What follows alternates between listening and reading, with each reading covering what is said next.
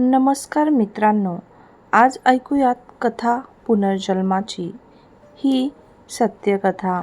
चला तर आजच्या कथेला सुरुवात करूयात. गावातल्या छोट्या घरात निक्की आपल्या वडिलांसोबत राहत होती. तिचे वडील शेतकरी होते आणि निक्की त्यांना मदत करत होती. तिचे जीवन साधे होते, पण तिच्या मनात नेहमीच एक गूढता होती. ती प्रत्येक रात्री एकाच स्वप्नात जात होती. स्वप्नात ती एक भव्य राजवाड्यात होती, जिथे तिचे राजकुमाराचे रूप होते. निक्की या राजकुमारासारखी खूप सुंदर होती, पण तिच्या आयुष्यातील एक गोष्ट तिच्या मनाला खंत देत होती. ती नेहमीच एका काळ्या छायेत भरत असे. जर चॅनलवर नवीन असाल तर प्लीज चॅनलला लाईक आणि सबस्क्राईब करायचं विसरू नका. एक दिवस गावात एक संत आले.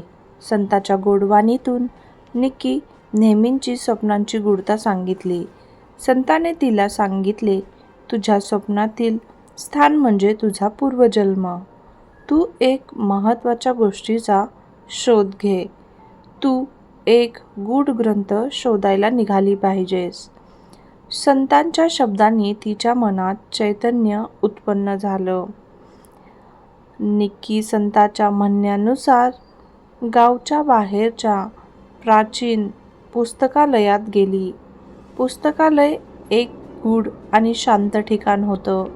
तिने त्या पुस्तकालयात अनेक ग्रंथ शोधले, पण एक ग्रंथ तिच्या लक्षात आला. तो ग्रंथ फार जुना होता आणि त्याचे पृष्ठे फडफडत होते. त्यावर एक साधा शीर्षक होता, पुनर्जन्माचा प्रवास. ग्रंथ वाचताना तिला एक गोष्ट समजली की जो व्यक्ती जेव्हा मरण पावतो तो पुनर्जन्म घेतो आणि त्याच्या भूतकाळातील गुपिते उघड करण्यास समर्थ असतो. तिला हे जाणवलं की तिला तिच्या भूतकाळाचे गूढ समजून घ्यायचे आहे. तिने ग्रंथातील कथा वाचायला सुरुवात केली. ग्रंथात एक कथा होती जी एका राजकुमारीच्या जीवनाची होती, जिने तिच्या भूतकाळात एक खलनायकाकडून तिला मारले होते. ती कथा वाचताना निक्की मनातून एक विचित्र जाणीव करत होती, जणू काही ती त्या राजकुमारीची आत्मा होती. कथा वाचताना निक्कीला जाणवलं की राजकुमारीची कहाणी तिच्यासाठी खूप महत्त्वाची आहे. तिला त्या राजकुमारीच्या आठवणी जागृत होऊ लागल्या. राजकुमारीच्या महालातील भव्यता, तिचे मित्र आणि दुश्मन यांचे चित्र तिच्या मनात स्पष्ट झाले. ती गूढता तिला खूप मोहक वाटत होती. एक रात्री निक्की स्वप्नात गेली. तिला पुन्हा एकदा तिच्या राजकुमाराचे रूप दिसले. ती राजकुमारी एका भव्य महालात होती, जिथे ती एक वेगळाच अनुभव घेत होती. राजकुमारीच्या सौंदर्याने सर्वांचे लक्ष वेधून घेतले होते, पण तिला त्याच्या जीवनातील एक भयंकर रहस्यही होते. स्वप्नातून जागी झाल्यावर निक्की ठरवते की तिला या गूढतेचा शोध घ्यावा लागेल.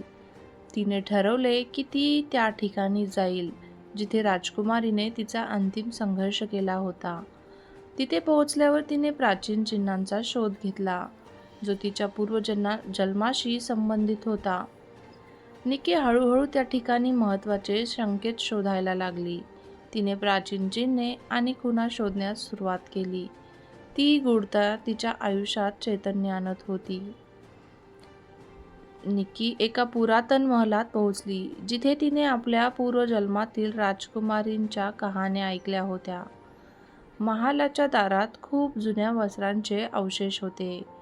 तिला त्यात एक पेंटिंग दिसलं, ज्यामध्ये राजकुमारीच्या रूपात तिला एक चांगला अनुभव आला. निक्की महालात प्रवेश करताच तिला भव्यता आणि गूढता अनुभवायला मिळाली. त्या महालाच्या भिंतीवर प्राचीन चिन्हे कोरली होती.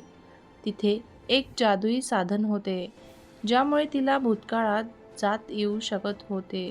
तिला तिथे एक गोष्ट दिसली, एक कागदाचा तुकडा, ज्यावर एक गूढ संकेत होता, जो पूर्वजन्माच्या गूढतेला उघडेल. त्याला सत्याची ओळख होईल. हा संदेश तिला विचारात टाकला. तिने त्यावर विचार करताना तिच्या मनात अनेक प्रश्न उभा राहिले. तिच्या मनात विचार आला की मी या गूढतेचा सामना कसा करणार. पण तिने ठरवलं की ती या सर्वांच्या मागोमाग जाईल. तिने त्या महालात भेटलेल्या व्यक्तींमध्ये चर्चा केली. तिला अनेक लोक भेटले. त्यांच्या भूतकाळातील संघर्षाबद्दल सांगितले. भूतकाळाची गूढता राधिका त्या सर्व लोकांच्या अनुभवामध्ये हरवली गेली. ती जाणवली की ती एक अद्भुत प्रवासावर निघाली आहे. तिने त्यांच्या अनुभवातून शिकले की त्यांच्या संघर्षाचा सामना कसा करावा लागतो. एक वृद्ध व्यक्ती तिला म्हणाला, तू तुझ्या भूतकाळाशी समर्पण कर आणि त्याच्यातील सामर्थ्य शोध. निक्कीला हे शब्द खूप प्रेरणादायक वाटले. ती आपापल्या सामर्थ्यावर विश्वास ठेवायला लागली. तिने ठरवले की ती त्याच ठिकाणी परत जाईल जिथे राजकुमारीचा मृत्यू झाला होता. तिथे पोहोचल्यावर तिने एक असाधारण अनुभव घेतला. तिला गूढतेचा सामना करायचा होता आणि तिने ठरवले की ती या खलनायकाशी संवाद साधेल, जो तिच्या भूतकाळात तिचा शत्रू होता. निकी तिथे गेल्यावर तिला खलनायकाची छाया दिसली. तिने धाडसाने त्याच्याकडे चाल करून गेली. माझे जीवन थांबवणाऱ्याशी मला बोलायचे आहे, असे ती म्हणाली.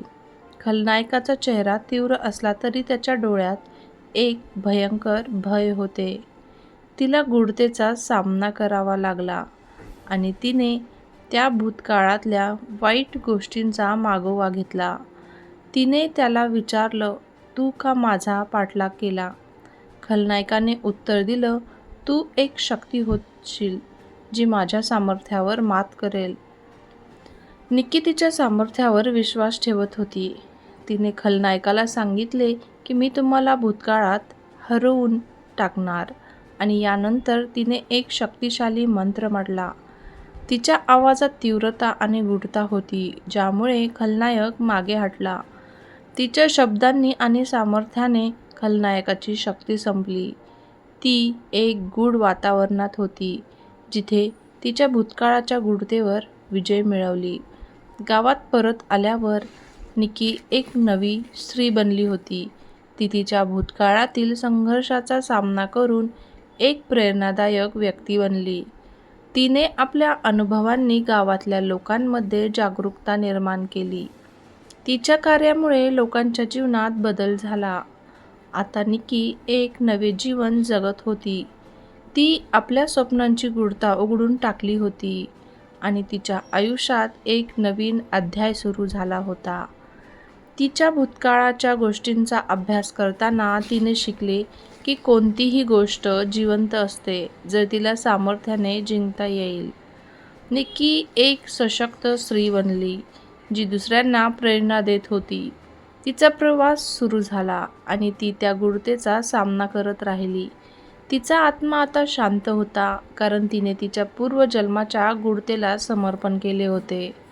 या कथा आपल्याला शिकवते की भूतकाळाच्या गूढतेला समजून घेणे अत्यंत आवश्यक आहे. कोणताही संघर्ष असो, आपल्याला आपल्या सामर्थ्यावर विश्वास ठेवावा लागतो आणि त्या सामर्थ्यावर आधारित आपल्याला आपल्या जीवनात एक नवा अध्याय सुरू करावा लागतो. निक्की प्रामाणिकतेने आपल्या भूतकाळाशी सामना केला आणि एक अद्भुत प्रवासात तिने गूढतेला ओळखले. मित्रांनो, ही कथा होती निक्कीची आणि तिच्या पुनर्जन्माची. जर ही कथा तुम्हाला आवडली असेल तर प्लीज कमेंट बॉक्समध्ये यस लिहा. आपली काळजी घ्या, सुरक्षित व्हा. जय हिंद.